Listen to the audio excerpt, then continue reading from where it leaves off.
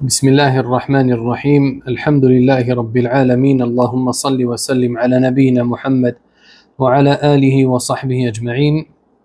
On continue l'explication du livre Umdatul Ahkam min Adillatil Ahkam de l'imam Abdel Ghani ibn Abdel Wahid al-Maqdisi rahimahullah ta'ala rahmatan wasi'a. ونسأل الله تعالى أن يهدينا صراطه المستقيم وأن يوفقنا لما يحب ويرضى وأن يعلمنا ما ينفعنا وأن ينفعنا بما علمنا إنه كريم جواد غفور رحيم. اللهم تجاوز عنا واعف عنا واغفر لنا فإنك تحب العفو والعافية فاعف عنا وعافينا إنك كريم جواد بر رحيم. طيب, on s'était arrêté sur le hadith numéro 32, le hadith de Aïcha radiyallahu anha, qui nous explique comment le prophète sallallahu alayhi wa sallam faisait ces grandes ablutions, ce qu'on appelle al-ghusl. L'auteur dit rahimahullah عن عائشة رضي الله عنها قالت كان رسول الله صلى الله عليه وسلم إذا اغتسل من الجنابة غسل يديه وتوضأ وضوءه للصلاة ثم اغتسل ثم يخلل بيديه شعره حتى إذا ظن أنه قد أروى بشرته أفاض عليه الماء 3 مرات ثم غسل سائر جسده. وكانت تقول كنت أغتسل أنا ورسول الله صلى الله عليه وسلم من إناء واحد نغترف منه جميعا. Notre noble mère Aïcha radiyallahu anha, l'épouse du prophète sallallahu alayhi wa sallam, a dit: lorsque le prophète sallallahu alayhi wa sallam effectuait le lavage rituel après l'état d'impureté majeure, il commençait par laver ses mains, puis faisait les ablutions pour la prière. Ensuite, il procédait au lavage complet. Il passait ses doigts dans ses cheveux et lorsqu'il estimait que la peau de son crâne était suffisamment mouillée, il versait de l'eau sur lui 3 fois. Puis il répandait le reste de l'eau sur tout son corps. Elle disait: je me lavais avec le prophète sallallahu alayhi wa sallam dans un seul récipient et nous y puisions tous deux de l'eau. Taïb.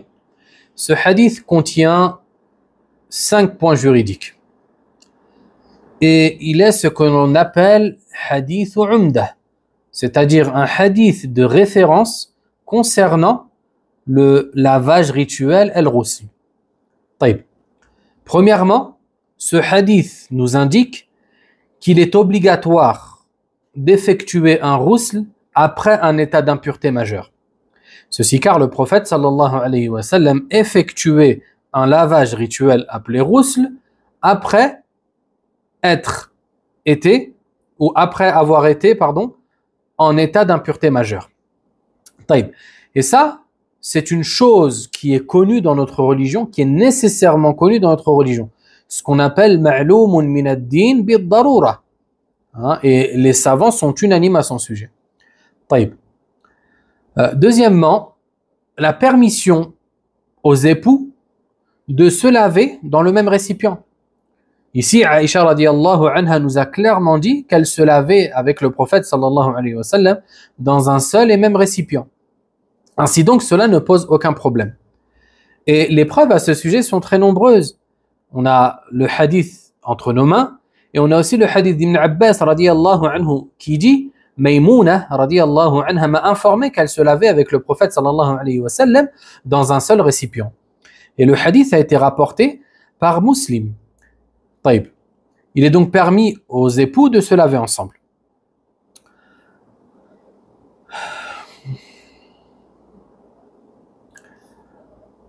Taïb. Troisièmement, il est recommandé de faire ses ablutions avant de faire al-ghusl. Ici, le prophète Aïcha radiyallahu anha nous dit que le prophète sallallahu alayhi wa sallam, avant d'effectuer son ghusl, son lavage rituel, il commençait par faire ses ablutions, les ablutions pour la prière. Taïb.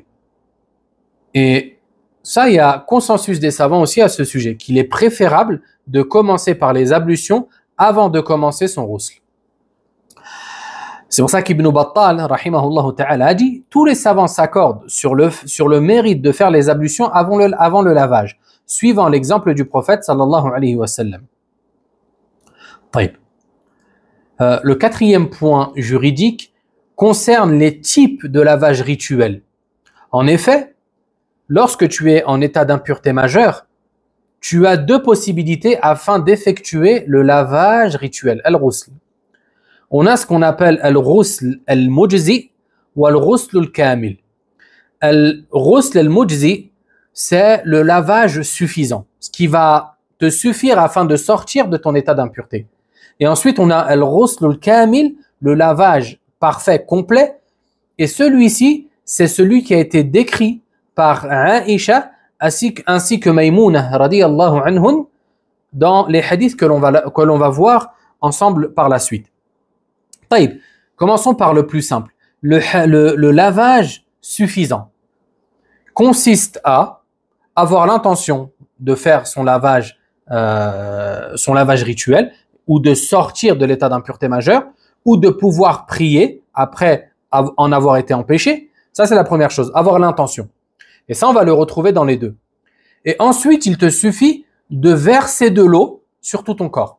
Il faut que l'eau touche tout ton corps, en ajoutant le fait de se rincer la bouche ainsi que le nez. D'accord? Si tu as fait ça, khalas, ça te suffit.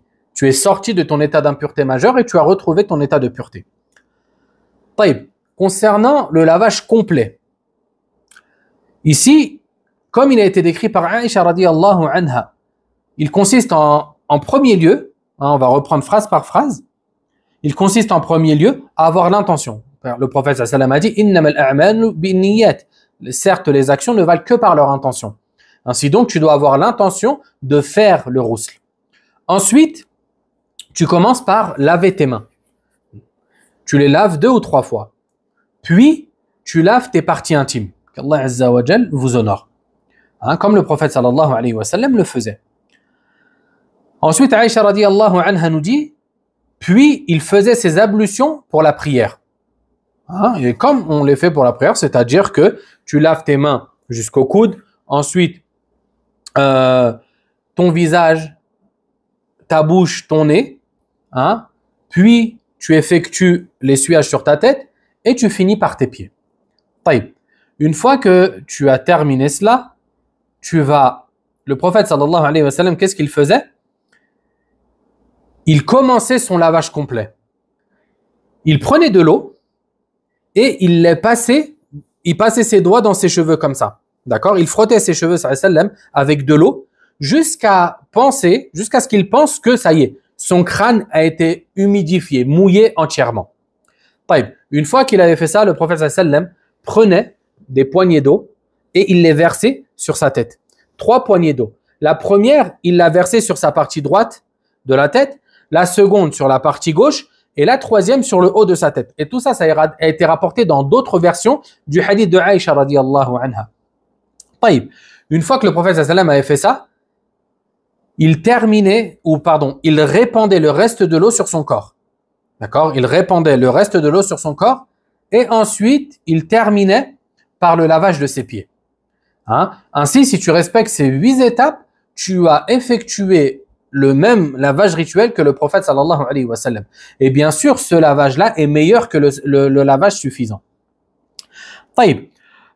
On comprend donc que une personne, pour revenir sur le lavage suffisant, al-mujzi, une personne par exemple qui a l'intention de faire son ghusl et qui saute dans la mer et qui, une fois dans la mer, rince sa bouche et son nez.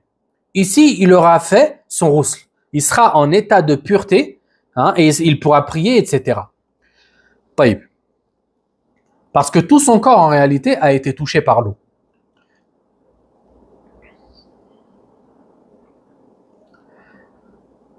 Taïb. 5e point juridique, mis en lumière par ce hadith, c'est le fait d'affirmer qu'il est permis aux 2 époux de se voir nus mutuellement et que cela ne pose aucun problème car certains savants ont affirmé que ceci était détestable. Toutefois, le hadith de Aïcha radiyallahu anha montre clairement que le prophète sallam ainsi que son épouse Aïcha radiyallahu anha se lavaient ensemble. Et ceci, ça implique qu'ils se voyaient. طيب.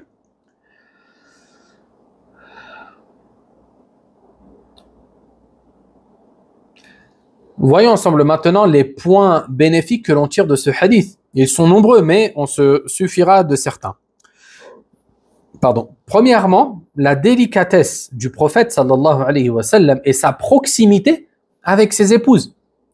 Car le prophète sallallahu alayhi wa sallam, son statut de prophète, de messager, ne l'a pas empêché d'être proche des gens, ne l'a pas empêché d'être naturel, d'être soi-même. Hein, on peut voir, on a déjà entendu des histoires dans lesquelles les rois, les présidents ne dorment même pas avec leur épouse. Que dire de se laver avec elle?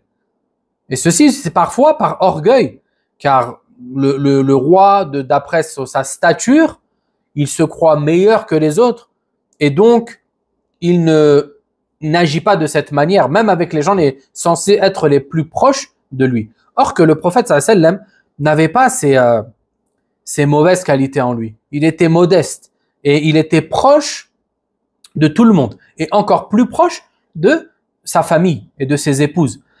Le prophète sallallahu alayhi wa sallam a dit khayrukum li ahlihi. Le meilleur d'entre vous, c'est celui qui est le meilleur avec ses épouses. Et je suis certes le meilleur avec mes épouses. Ainsi, il ne faut jamais penser que être dur,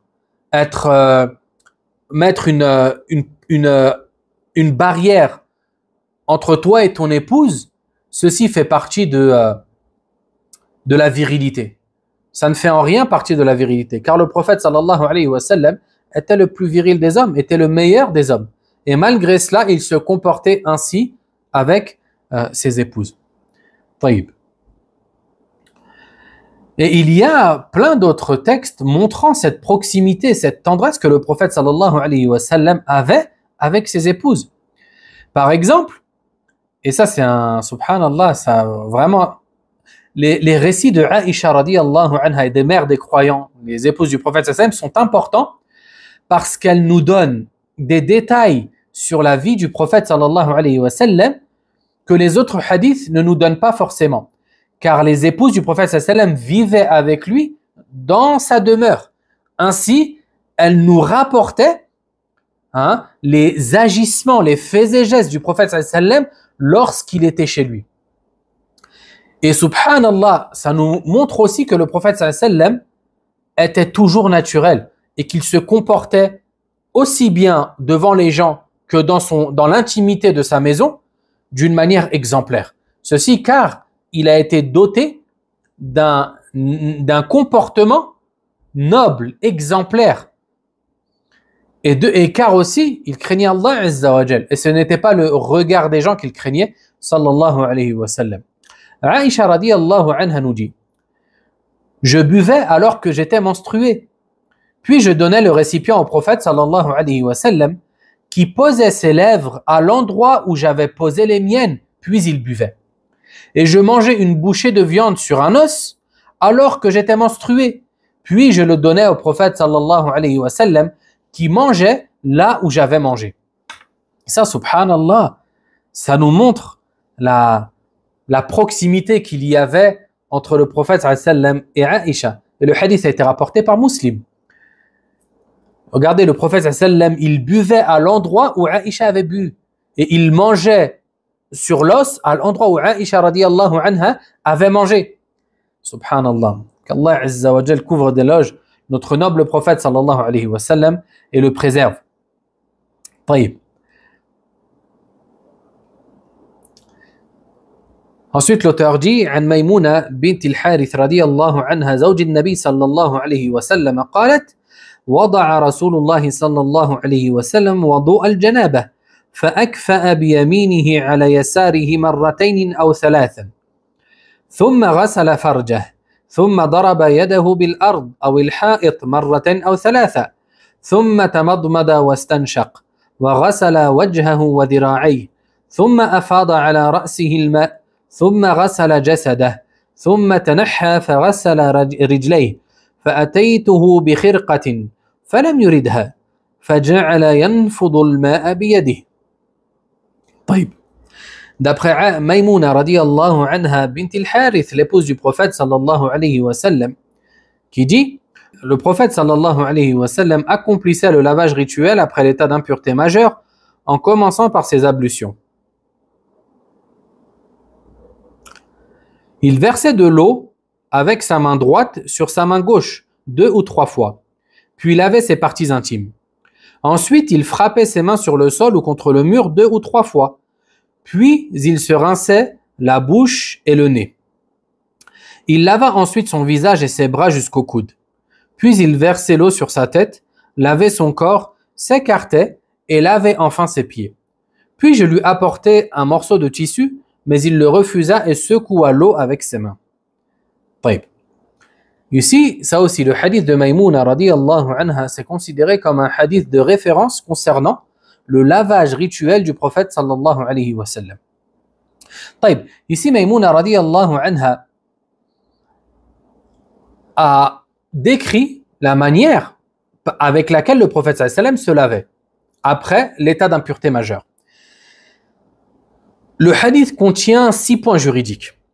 Premièrement, la légitimité de se laver les mains avant de les plonger dans le récipient. Et ça, on l'avait vu, si vous vous souvenez, lorsqu'on a évoqué ou lorsqu'on a étudié les hadiths concernant les ablutions du prophète sallallahu alayhi wa sallam. Et le fait que le prophète sallallahu alayhi wa sallam, lorsqu'il se levait de son sommeil, il commençait toujours, avant d'entrer ses mains dans le récipient, par les laver 3 fois hors du récipient. Et ici, ce lavage des mains coïncide certainement avec ce lavage-là, qui est le lavage des mains après le réveil. Deuxièmement, la légitimité du nettoyage intime avant de commencer son ghusl. Ici, pareil, Maïmouna radiyallahu anha nous dit que le prophète sallallahu alayhi wa sallam, après avoir nettoyé, lavé ses mains, qu'est-ce qu'il faisait? Il prenait de l'eau, il prenait sa main droite, il versait de l'eau sur sa main gauche, puis il se nettoyait les parties intimes sallallahu alayhi wa sallam. طيب. Et ça, c'est une sunna à l'unanimité des 4 écoles juridiques. Troisièmement, il est recommandé d'essuyer ses mains sur la terre après avoir lavé ses parties intimes. Le prophète sallam ici, Maïmouna radiyallahu anha nous dit qu'il avait l'habitude, après avoir lavé ses parties intimes, d'essuyer ses mains, soit contre le mur, soit contre le sol. Et ceci afin d'enlever toutes les potentielles saletés qu'il y aurait sur ses mains, avant de commencer son lavage. Et là aussi, on remarque encore une fois le point d'honneur que l'islam a accordé à la propreté. Le musulman se doit d'être propre. Ça, c'est une règle qu'il faut se mettre dans la tête. Le musulman est propre. Le musulman ne va pas à la mosquée alors qu'il sent mauvais. Le musulman ne sort pas alors qu'il sent mauvais. Le musulman ne reste même pas chez soi alors qu'il sent mauvais. Le prophète sallallahu alayhi wa sallam détestait les mauvaises odeurs. Et lorsqu'il sentait une mauvaise odeur sur lui, il s'empressait d'aller se laver. Et le prophète sallallahu alayhi wa sallam a dit,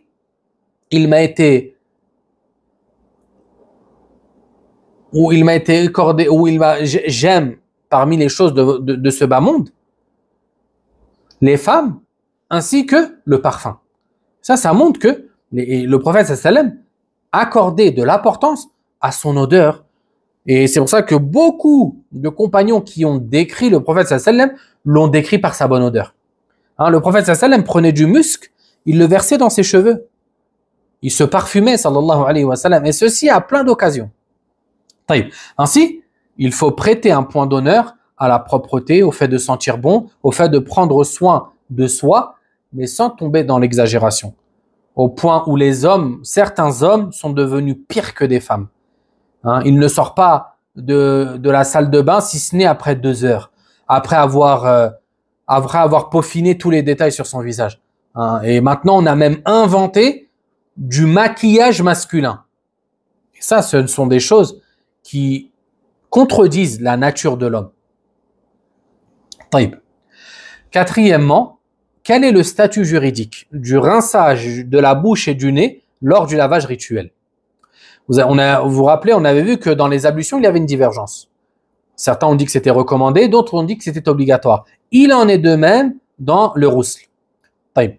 Ainsi donc, le premier avis consiste à dire que le rinçage du nez et de la bouche est obligatoire dans le rousl, dans le lavage rituel. Et ça, c'est la position des Ahnaf, al-Hanafiyya, et des Hanabila, et c'est l'avis qui a été adopté par Cheikh al-Islam ibn Taymiyyah, et parmi les contemporains, Ibn Baz, ainsi qu'Ibn Uthaymin, rahimahumullah ta'ala. Ils se sont appuyés sur plusieurs arguments. Premièrement, le hadith de Maïmouna que l'on étudie. Car le prophète sallallahu alayhi wa sallam, le lavage rituel du prophète sallallahu alayhi wa sallam, en réalité, c'est un détaillement et une explication de ce que le Coran a indiqué de manière globale. Allah Azza wa Jalla dans le Coran, qu'est-ce qu'il nous a dit? Wa in kuntum junuban fatahharu. Si vous êtes en état d'impureté majeure, purifiez-vous. Mais Allah Azza wa Jalla ne nous a pas dit comment nous purifier. Et on avait évoqué que le Coran, est venu et nous a donné les grandes lignes. Ensuite, il était de la tâche du prophète sallallahu alayhi wa sallam de détailler ces grandes lignes. Et bien sûr, il y a des sujets que le Coran a détaillés de manière très explicite, comme l'aqidah, comme l'obligation de la prière, etc.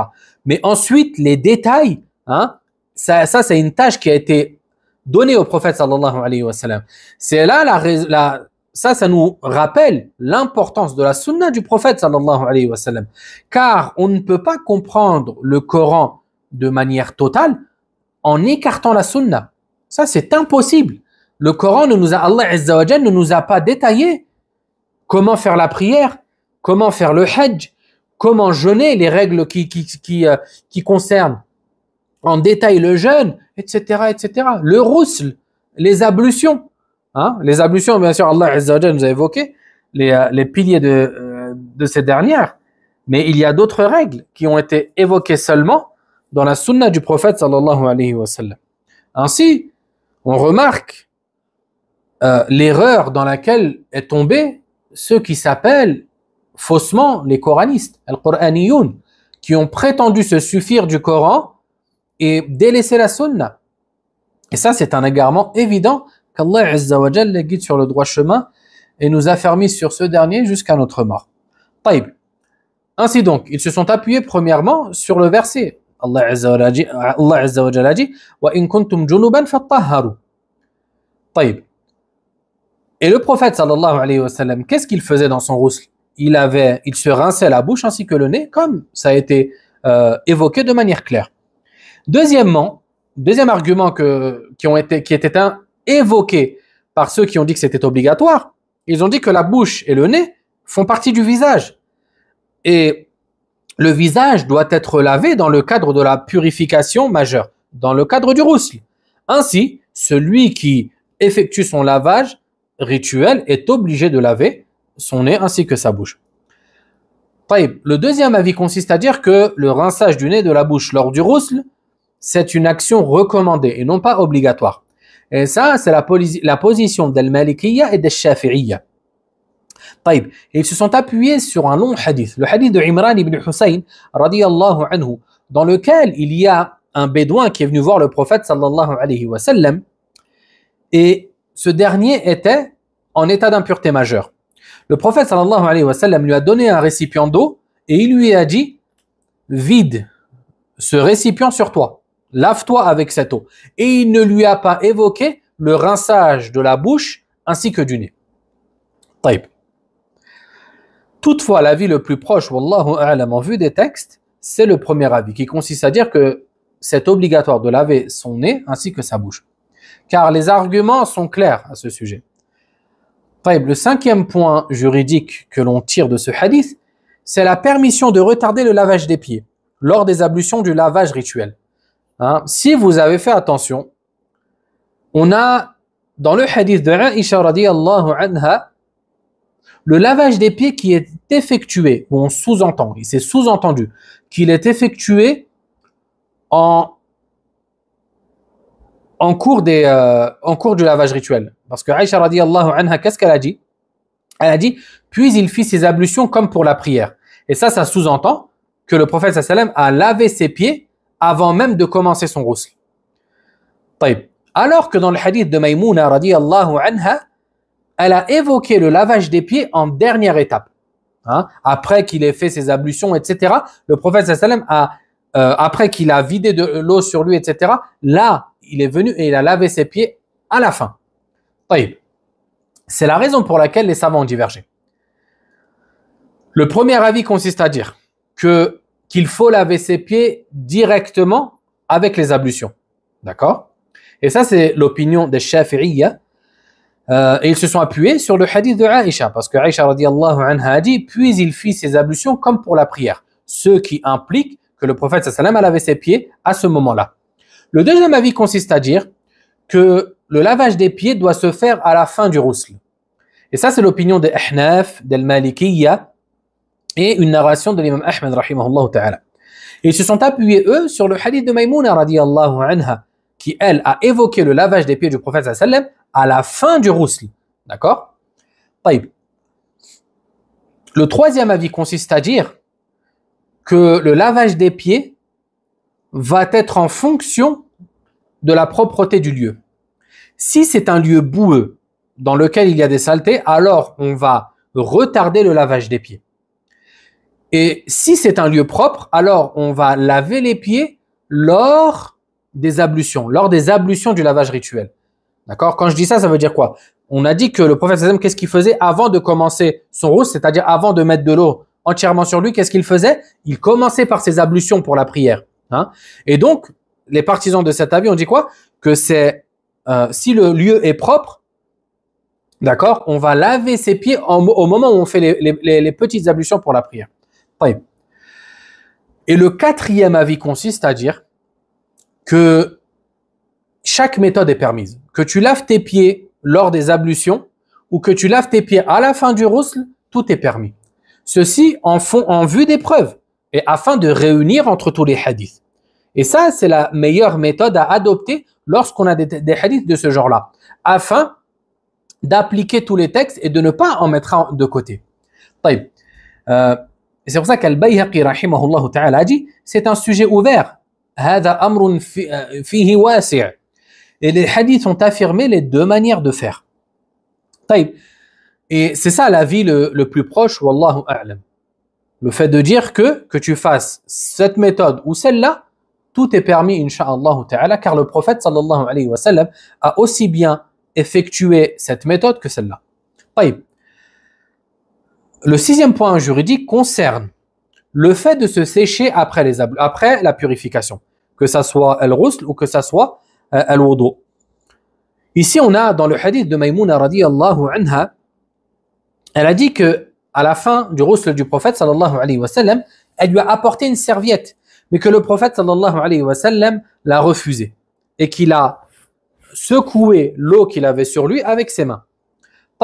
À partir de là, les savants ont divergé, à savoir quel est le statut juridique du fait de se sécher après la purification. Le premier avis consiste à dire que ceci est déconseillé. Et ils se sont appuyés, c'est l'avis d'Ibn Umar et d'Ibn Abi Layla, radiyallahu anhum. Et il a été adopté par les Shafi'iyya, ainsi que parmi certains des Hanabila, des Hanbalites. Ils se sont appuyés sur les arguments suivants. Premièrement, le hadith de Maïmouna. Elle dit que le prophète sallam a refusé le bout de tissu qu'elle lui avait apporté. Deuxième argument, le hadith d'Anas ibn Malik radiyallahu anhu, dans lequel il dit le messager d'Allah sallallahu alayhi wa sallam ne séchait jamais son visage avec une serviette après les ablutions. Il en était de même pour Abu Bakr, Omar et Ibn Mas'ud radiyallahu anhum. Et ça, c'est Anas ibn Malik qui le dit. Et le hadith a été rapporté par Ibn Shahin. D'accord, toutefois, sa chaîne de transmission contient un rapporteur qui a été jugé faible. D'accord? Le deuxième avis consiste à dire que le séchage est permis, qu'il est permis de se sécher avec une serviette ou quoi que ce soit d'autre après la purification. Et ça, c'est l'avis d'Al-Hanafiyya, d'Al-Malikiyya et une version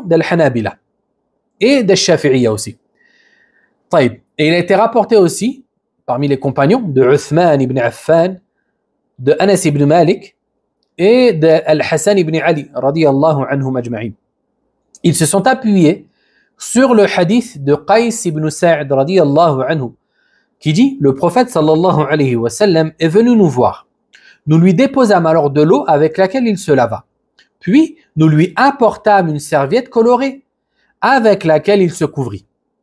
Et je vis des traces jaunes causées par la serviette sur l'un des plis de son ventre sallallahu alayhi wa sallam.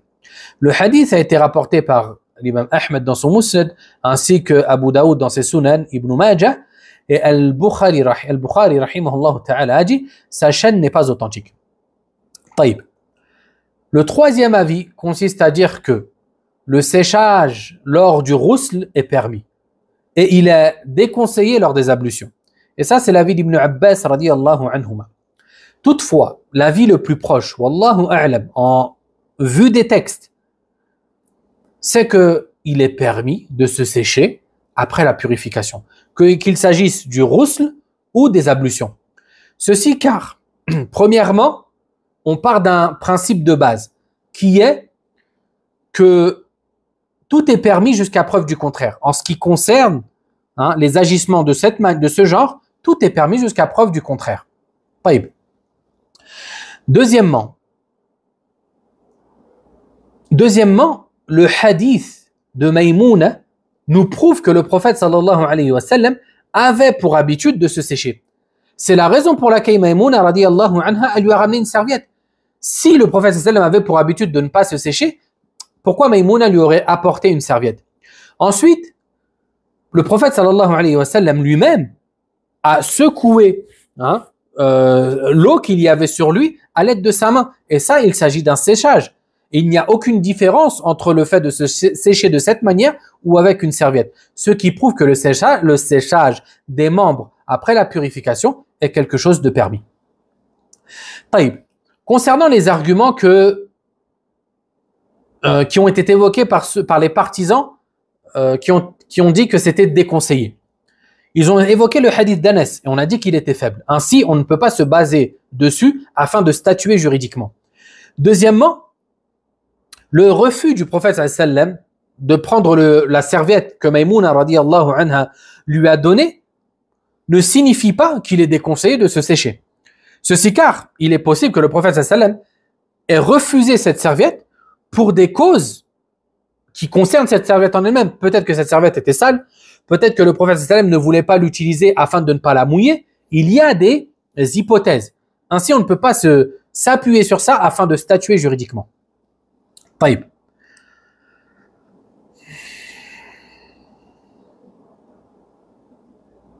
Ça, c'est l'avis aussi qui a été adopté par Cheikh Al-Uthaymin rahimahullah ta'ala, ainsi que d'autres. Le fait de dire qu'il est permis de se sécher et que ceci ne présente aucun problème. Taïb. Voyons ensemble maintenant les points bénéfiques que l'on tire de ce hadith. Premièrement, le service de l'épouse envers le mari.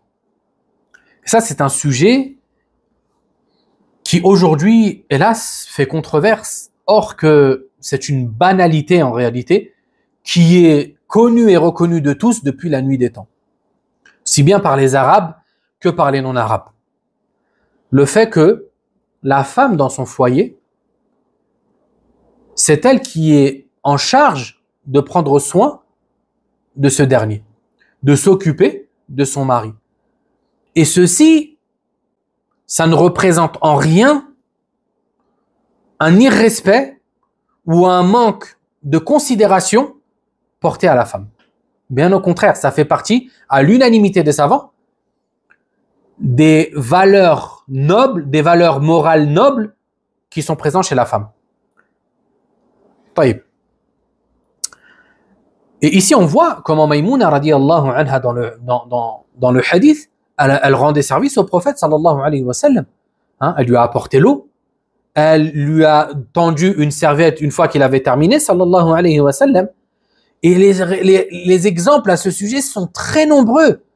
Ça, c'était la base et c'était subhanallah la base jusqu'à peu. Et encore, alhamdulillah, c'est la base chez beaucoup de gens encore. Mais le problème, c'est qu'on a vu apparaître depuis bien des années maintenant, mais de manière plus significative dans le monde musulman et chez certaines musulmanes, le phénomène corrompu du féminisme. Ce qu'on appelle en arabe al-nasawiyya. Cette idéologie qui prétend vouloir donner à la femme tous les droits qu'elle mérite. Si le féminisme, on le comprend de cette manière, c'est-à-dire donner à la femme les droits qui lui reviennent, alors, moi je suis le premier des féministes. Et l'islam encourage à ceci. Car Allah Azza wa Jalla dans le Coran a donné aux femmes tous les droits qu'elles méritaient et qui leur revenaient. Tout comme il a donné aux hommes tous les droits qui leur revenaient et qui leur méritaient et qu'ils méritaient. Mais si le féminisme consiste à dire que je veux entre guillemets l'émancipation de la femme, de sa nature, de ses responsabilités et l'effacement total des prédispositions sur lesquelles Allah Azza wa Jalla l'a créée afin qu'elle ne remplisse plus ses devoirs envers son époux, ceci est contraire, et même plus qu'envers son époux. Parce qu'en réalité, le féminisme prôné aujourd'hui, il résulte d'un manque de considération chez la femme elle-même. Elle n'aime pas sa nature. Elle n'aime pas la nature sur laquelle elle a été créée. Et de ce fait, elle cherche à transcender cette réalité afin de ressembler aux hommes. La femme ne veut plus être femme, mais elle veut devenir homme. Et c'est ça la problématique aujourd'hui. C'est ça la problématique aujourd'hui. La femme te dit, moi je m'occupe pas des enfants. Moi je m'occupe pas de la maison, c'est pas mon rôle. J'ai pas que ça à faire, je suis pas une boniche. Moi, je veux aller travailler. Je veux aller faire ma vie. Je veux aller me mélanger aux hommes comme les hommes. Adjib. Adjib. Et tu penses que c'est ça la liberté? Et tu penses qu'en faisant cela, tu vas arriver au tableau d'honneur? Adjib.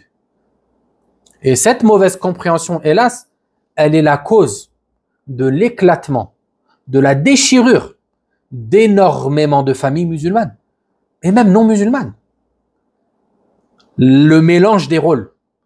L'homme n'est plus un homme, la femme n'est plus une femme, la femme veut devenir un homme, l'homme veut devenir une femme, et tout est mélangé. Tout est mélangé. Et c'est très problématique en réalité, parce que le féminisme, compris comme ça, il est une cause d'énormément de corruption sur terre. Allah Azza wa Jal a créé l'homme et la femme. Il a attribué à chacun d'eux des qualités, des compétences, des spécificités. Il les a distingués l'un de l'autre. L'un ne peut pas vivre sans l'autre. L'un ne peut pas vivre sans l'autre. Toutefois, chacun doit rester à sa place. Et ça ne veut pas dire qu'il y a en cela un rabaissement de la femme. Ce n'est pas parce que la femme est différente de l'homme que ça veut dire que la femme est inférieure, moins aimée auprès d'Allah Azza wa Jal que l'homme a le droit de lui manquer de respect, d'être mauvais avec elle. Non, non, non. Il ne faut pas tout mélanger. Allah Ta'ala nous a donné une règle. Regardez, subhanallah, surat An-Nisa. Allah subhanahu wa ta'ala, dedans, il nous a parlé des femmes. Il a donné des règles concernant les femmes. Il a donné des droits aux femmes. À l'époque, les femmes n'avaient pas le droit à l'héritage. Allah Azza wa Jalla a aboli cela, car c'était une injustice. Les femmes ont le droit à des parts d'héritage strictement définies dans notre religion. Et il n'y a aucun problème à cela. Le fait que la femme veuille avoir ses droits, c'est totalement légitime. Mais le fait que la femme veuille dépasser les droits qu'elle a, en disant moi j'ai le droit à plus que ce qui m'a été prescrit et je m'extirpe de mes devoirs, ça c'est pas accepté. Tout comme ce n'est pas accepté de la part de l'homme. Demain, si un homme nous dit pareil, Il nous dit, moi j'en ai marre. Voilà, je ne veux plus devoir avoir le rôle du chef de famille. Je ne veux plus devoir m'occuper, être responsable des membres de ma famille. Je ne veux plus subvenir à leurs besoins. Je ne veux plus aller me fatiguer tous les jours afin de leur apporter de quoi vivre. On va lui dire non, ce que tu dis là, ce n'est pas bon. C'est contraire à la nature même sur laquelle Allah Azza wa Jal t'a créé. Allah subhanahu wa ta'ala, lorsqu'il nous dit « Ar-rijalu qawwamuna ala an-nisa » les hommes ont un statut, ont supériorité sur les femmes. Ici, pourquoi Allah Azza wa Jal a dit ça? Parce que dans toute entreprise, dans toute union, il faut obligatoirement une personne qui est désignée comme responsable afin de pouvoir prendre les décisions, afin de pouvoir trancher, afin de pouvoir diriger la famille correctement. Et ça, c'est une chose reconnue par tous. Un pays sans gouverneur, c'est l'anarchie. Une entreprise sans directeur, c'est l'anarchie. Un couple sans responsable, c'est l'anarchie. Le prophète sallallahu alayhi wa sallam nous a ordonné lors du voyage, lorsqu'un voyage est composé de 3 personnes, de directement désigner un chef. Et ceci afin que le voyage se passe correctement, afin que ce chef-là, ça soit lui qu'on prenne pour référence lors des différends. Et que chacun ne donne pas son avis, ou pas son avis, mais que chacun ne dise pas « Non, moi je suis le plus légitime à ce qu'on suive mon avis. » L'autre va dire la même chose, l'autre va dire la même chose. Comment vous voulez que ça se passe correctement? Imaginez-vous un couple où chacun prend ses positions et chacun, et où on ne peut pas trancher. Chacun c'est le chef. Comment ça va se passer? Le problème de ce discours, c'est quoi? C'est que certains vont comprendre et certaines vont comprendre quoi? Ah, ça veut dire que l'homme a le droit d'être injuste envers la femme. Et c'est ça le problème. C'est le fait de mal comprendre les choses. L'incompréhension. Allah Azza wa Jal a donné cette supériorité dans la gouvernance à l'homme. Mais Allah Azza wa Jal a interdit l'injustice. Allah subhanahu wa ta'ala, lorsqu'il nous dit « Wa'ashiruhunna bil ma'ruf » et comportez-vous avec vos épouses de la bonne manière, de la manière, d'une bonne manière. Ici, Allah Azza wa Jal, khalas, il nous a donné une règle. Oh, vous, époux, comportez-vous avec vos épouses de la bonne manière. Vous n'avez pas le droit d'être injuste envers elles. Vous n'avez pas le droit de les traiter d'une manière qui n'est pas noble.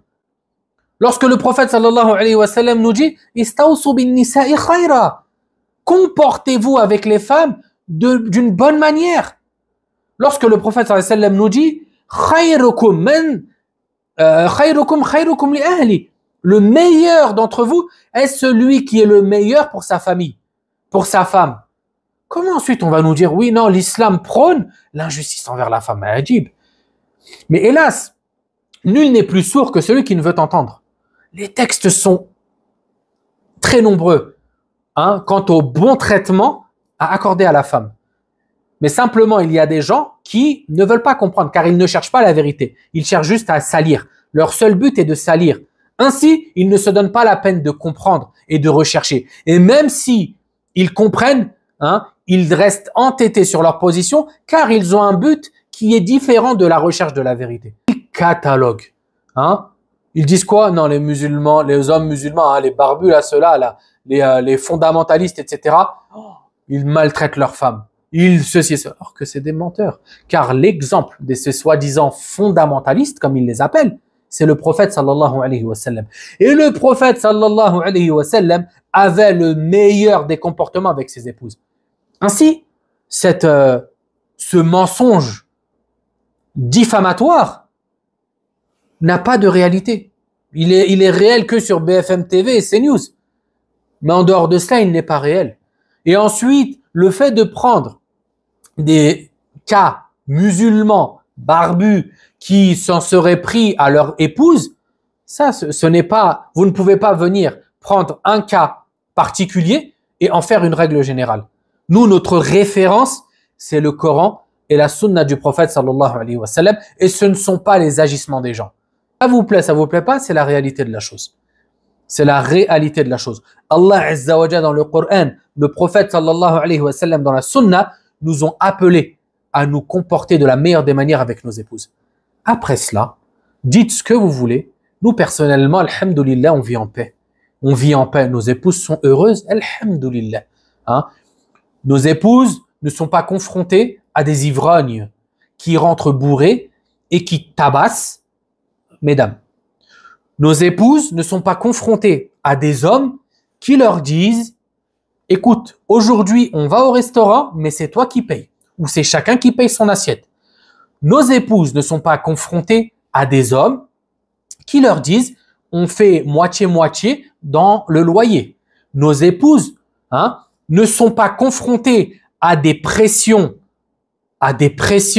journalières lorsqu'elles vont dans les transports en commun. D'accord? Et ce ne sont pas les soi-disant barbus musulmans qui harcèlent les femmes dans les transports en commun et dans la rue. Ainsi, alhamdoulilah, louange à Allah Azza wa Jal qui nous a accordé l'islam et qui nous a envoyé ce noble prophète sallallahu alayhi wa sallam qui est un exemple dans la moralité et dans le bon comportement dans toute interaction, que ce soit avec le plus proche parent ou que ce soit avec le plus lointain ennemi. Taïb.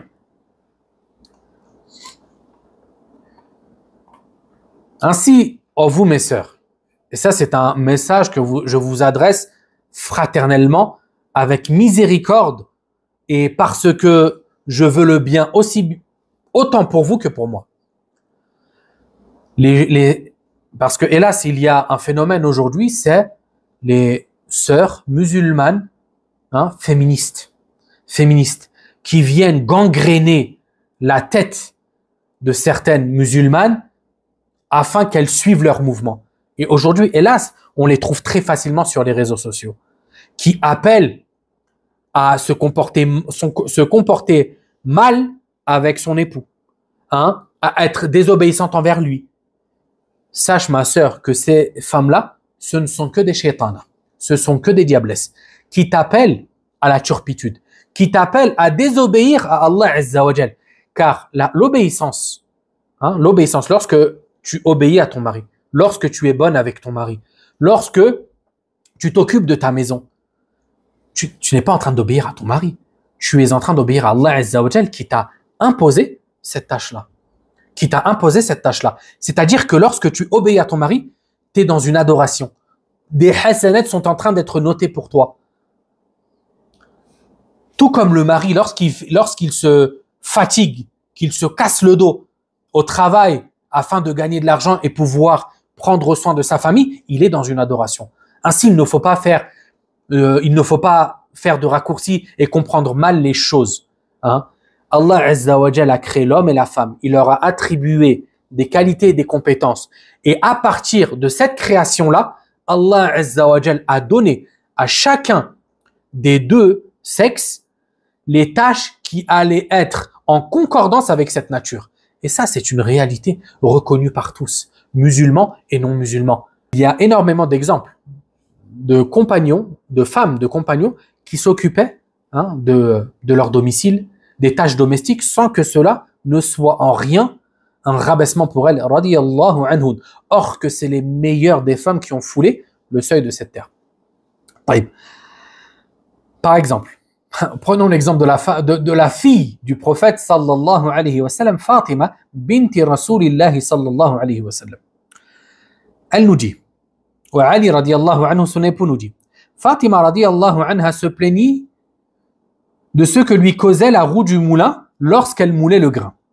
On lui dit que le messager d'Allah sallallahu alayhi wa sallam avait amené des servants.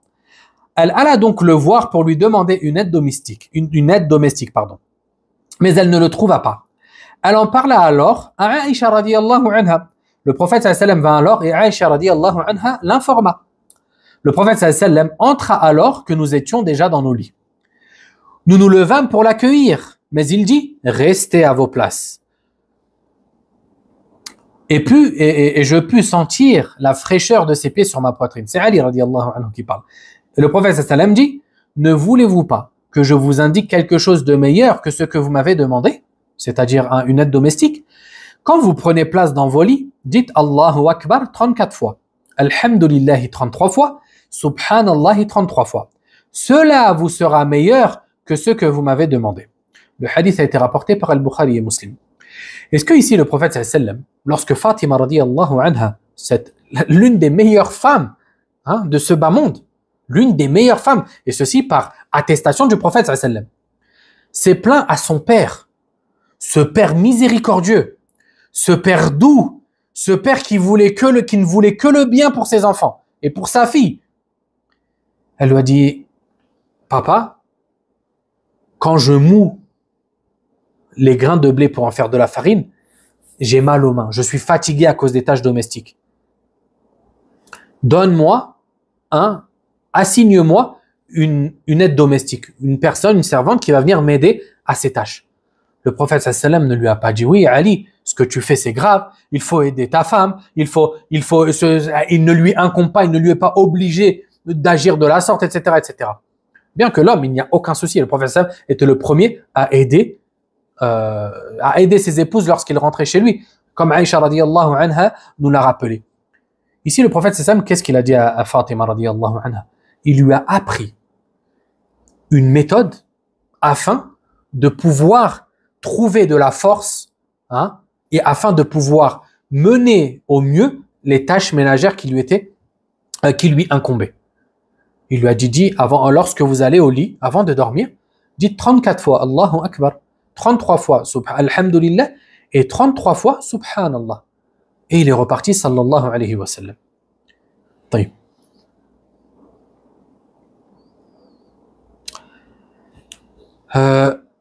Voyons rapidement le hadith suivant et on s'arrêtera à cela. عن عبد الله بن عمر أن عمر بن الخطاب رضي الله عنه قال يا رسول الله أيرقد أحدنا وهو جنب؟ قال نعم إذا توضأ أحدكم فليرقد. D'après Abdullah ibn Umar, Umar ibn al-Khattab radiyallahu anhu a dit, ô messager d'Allah, est-ce qu'il est permis à l'un de nous de se coucher alors qu'il est en état d'impureté majeure? Le prophète sallallahu alayhi wa sallam répondit, oui, quand l'un de vous aura fait ses ablutions, qu'il se couche. Taïb. Ce hadith contient 3 points juridiques.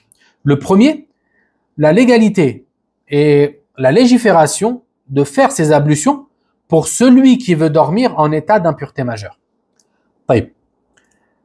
C'est-à-dire que celui qui est en état d'impureté majeure et qui ne va pas se laver directement et qui veut aller dormir, il lui est recommandé d'effectuer ses ablutions, les petites ablutions pour la prière, avant d'aller dormir. Et ceci afin d'amoindrir l'état d'impureté dans lequel il se trouve.